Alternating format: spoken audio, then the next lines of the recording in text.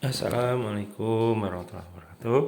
Kita lanjutkan dengan membahas contoh kedua subbab 1.2 ya. Contoh kedua ini adalah kembali membahas lagi tentang sebuah benda yang jatuh. Ya. Anggaplah seperti yang kita pernah bahas di contoh kedua di bagian subbab 1.1, kita pertimbangkan sebuah benda yang bermassa 10 kg ya, dan efisiensi dragnya 2 kg per detik. Persamaan geraknya menjadi persamaan 21 ya. Kita anggap juga bahwa objek ini dijatuhkan dari ketinggian 300 meter. Dan kita diminta untuk mencarikan kecepatannya pada waktu T, berapapun nilai T itu. Dan kita juga ditanya berapa lama waktu yang dibutuhkan untuk menyentuh tanah.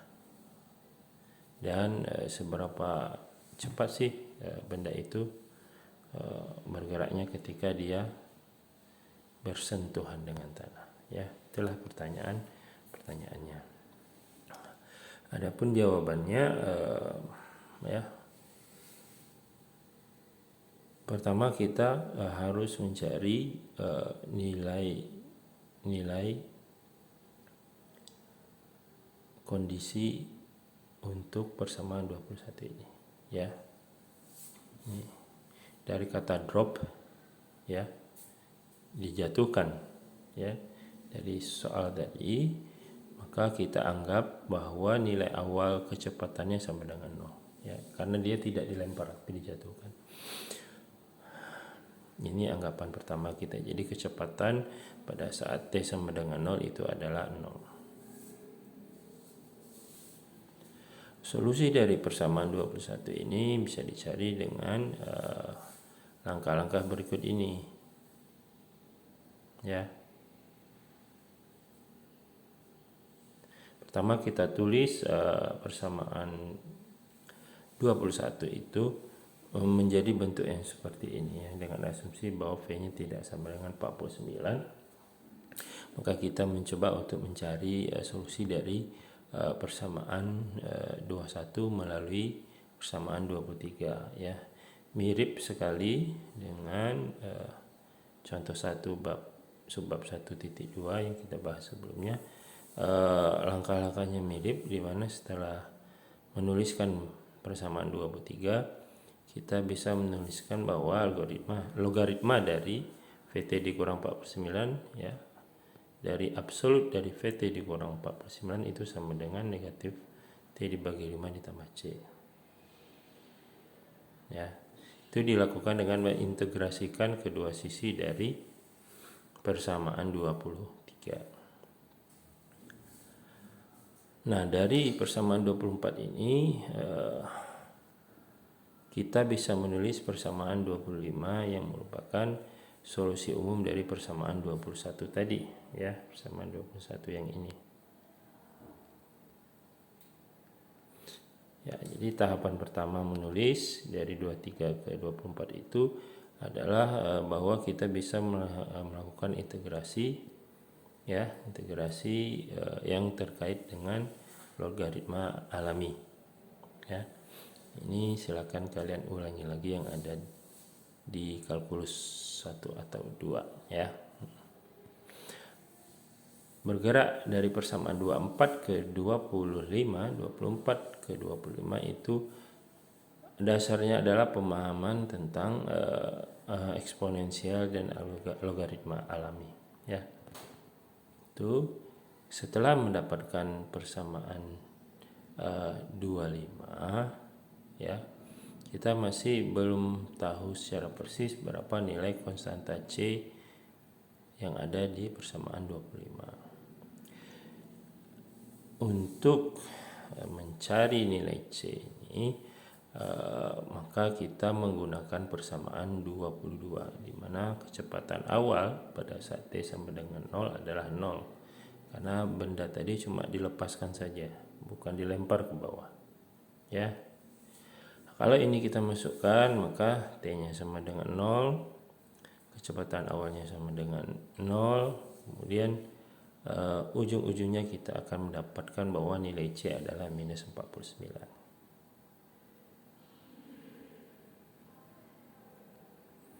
Apabila kita masukkan nilai C ini, maka persamaan 25 tadi menjadi persamaan 26. Ya, seperti ini. Persamaan 26 ini bisa memberikan kecepatan benda pada saat waktu manapun ya, sebelum dia menyentuh tanah. Kalau udah menyentuh tanah, kita anggap aja dia berhenti. Jadi persamaan 26 ini memang secara matematis T-nya itu sampai tak hingga selalu saja ada angka yang bisa kita hitung. Tapi pada kenyataannya karena ketinggian benda tadi awalnya adalah 300 meter, maka T itu ada waktu di mana T akan menyentuh tanah, dan setelah menyentuh tanah kita bisa bilang kecepatannya akan sama dengan 0. Di 26 hanya menceritakan kecepatan dari benda jatuh tadi sebelum dia menabrak atau menyentuh muka bumi. Kalau kita gambarkan ya, berbagai macam kemungkinan nilai C, ini bentuknya seperti ini ya, seperti di gambar 1.2.2 ya. Beberapa contoh ya yang terkait dengan ini di bagian 1.1 ya, ketika kita menggambarkan medan arahnya seperti inilah ya. Ada kemiripan yang sangat ya apabila kita lihat gambar 1.2, 112 dan gambar 113.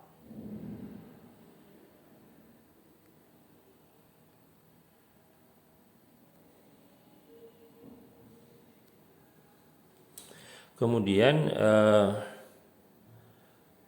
tentunya kita ingin juga menjawab pertanyaan yang lainnya, yaitu berapa lama waktu yang dibutuhkan untuk sampai ke tanah atau permukaan bumi ya.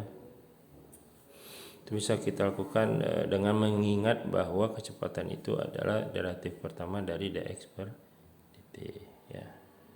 Jadi kita membuat persamaan diferensial yang baru di mana dx per dt sama dengan 49 dikali 1 dikurang E pangkat min T bagi 5 ya. Ini adalah persamaan diferensial order ke-1 juga ya, yang muncul dari definisi bahwa kecepatan adalah turunan pertama perpindahan terhadap waktu. Ini kita integrasikan, ini bisa kalian lakukan dan didapatkanlah persamaan 28.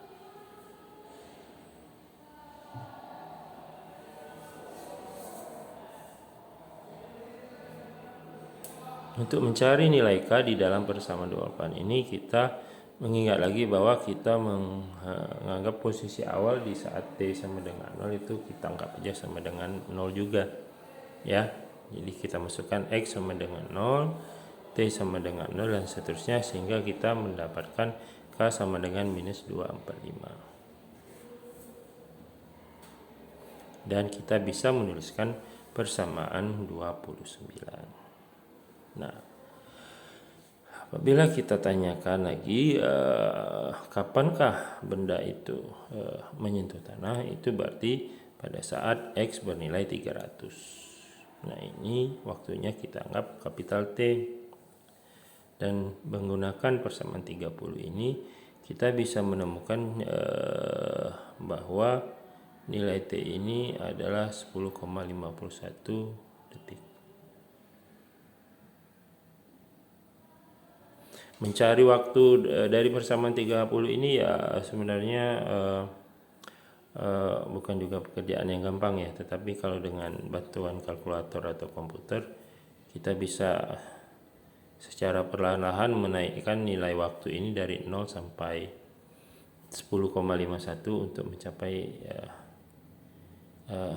solusi dari 30 ini ya. Kalau waktunya adalah 10,51 detik, maka kecepatannya bisa dihitung lagi sesuai dengan persamaan ini ya, 27 atau samaan 26 ya. Jadi dengan demikian kita bisa mendapatkan waktu saat dia menabrak tanah dan juga mendapatkan kecepatan saat dia menabrak tanah. Itulah ya satu tambahan untuk mencari solusi dari persamaan 30. Ada banyak software yang bisa dipakai ya. Itu mungkin yang ada di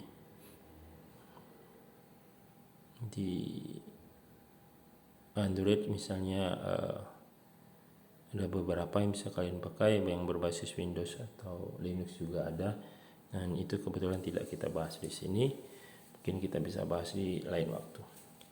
Terima kasih. Itu lagi pembahasan contoh yang ada di subbab 1-2, yaitu contoh tentang benda yang jatuh ya. Ini benda yang dilepaskan, bukan benda yang dilempar ke bawah. Terima kasih, sampai jumpa di lain waktu. Assalamualaikum warahmatullahi wabarakatuh.